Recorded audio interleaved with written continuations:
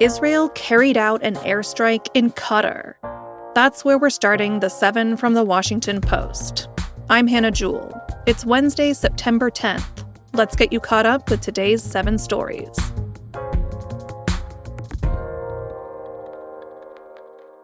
The Israeli military carried out an airstrike yesterday on the villa of a senior Hamas leader in Qatar's capital, Doha. It was an attempt to assassinate much of the Palestinian militant group's political leadership. But Hamas said the attack failed to kill any of its senior figures. Qatar is a key intermediary in talks between Hamas and Israel to reach a ceasefire in Gaza and to free Israeli hostages. At the time of the attack, Hamas was considering a ceasefire proposal recently put forward by the Trump administration. But Israel's strike has thrown those diplomatic efforts into turmoil. President Donald Trump condemned the attack on a U.S. ally. Qatar hosts the largest U.S. military base in the Middle East. Trump said he did not greenlight the strike. I'll be giving a full statement tomorrow, but I would tell you this. I was very unhappy about it, very unhappy about every aspect, and we got to get the hostages back. But I was very unhappy about the way that went down. Qatari officials accused Israel of trying to sabotage the ceasefire talks.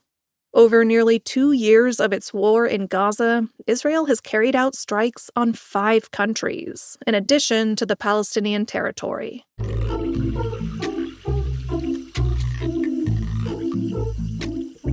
The National Guard is collecting public assessments on its D.C. mission, and they're not favorable.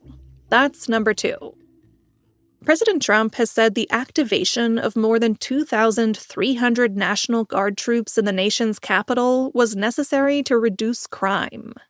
But data maintained by the D.C. police indicates that a decline in crime was underway long before Trump declared an emergency in August. And it appears that many members of the public are far from convinced that the National Guard deployment was necessary.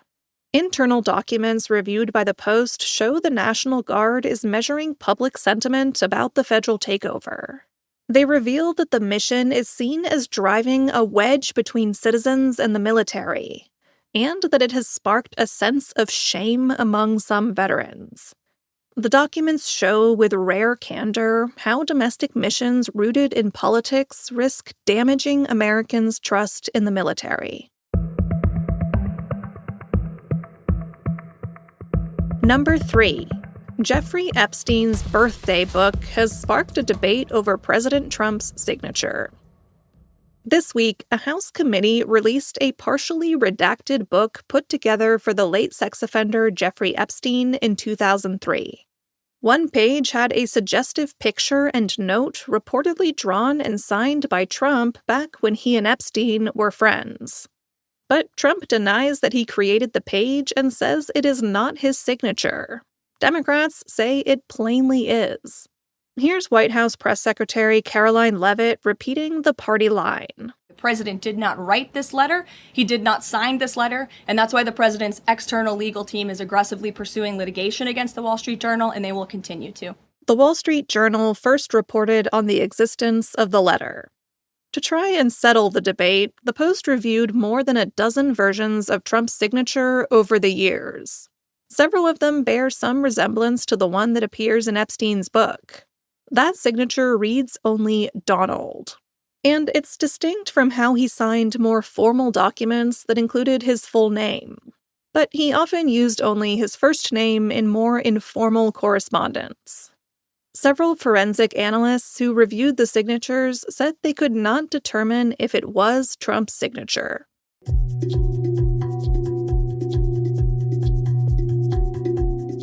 Number 4. Poland said it shot down Russian drones that violated its airspace. Poland's military said this morning that the drones had been attacking targets in Ukraine, and that the military shot down some that were deemed potential threats. At least 2 airports in Poland were temporarily closed. The incident was an unprecedented violation of Polish airspace. Poland is a member of the NATO military alliance. It shares a border with Russia and hosts around 10,000 U.S. troops. Inflation canceled out gains in household income in 2024. That's number 5. According to the census, median household income last year reached $83,730. That was a slight increase from 2023. But inflation was also on the rise, and that increased the prices of all kinds of everyday goods during that period. So Americans didn't necessarily feel better off. And that increase in household income wasn't consistent. The richest 10% of households saw their income rise, while women and Black people lost ground. The census findings might help explain why many Americans have felt unhappy with the economy and financially squeezed by price hikes on housing, groceries, childcare, and other everyday costs.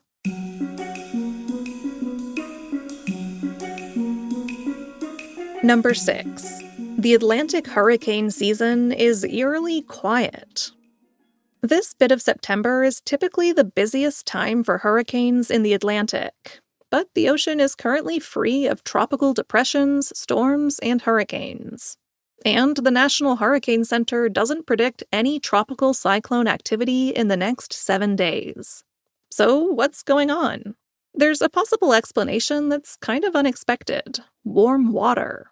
Subtropical oceans across the planet have surged to record levels of warmth. But tropical oceans have cooled. That has lessened the difference in temperatures between them, and that can lead to calm. But we're not in the clear yet. Hurricane season doesn't end until November 30th. And at number 7, Apple unveiled the iPhone 17 and a thin new iPhone Air. Yesterday was like Christmas for Apple superfans. The company revealed its latest phones alongside an upgraded pair of AirPods Pro with a heart tracker and a major update to its smartwatches. One of its new offerings is a very skinny phone, the iPhone Air. Here's how Apple made its pitch for the $999 phone. At 5.6 millimeters, it's the thinnest iPhone we've ever made. And it's also exceptionally light. This sleek new design, however, means compromise. There's just one 48-megapixel main camera around the back, and battery life remains a question. Apple says it should last all day. As for the iPhone 17, our tech columnist isn't that impressed. He said the new phone already feels about 2 years old, particularly because of its AI features. He said Google's latest Pixel smartphone handled everyday tasks the new iPhone still can't.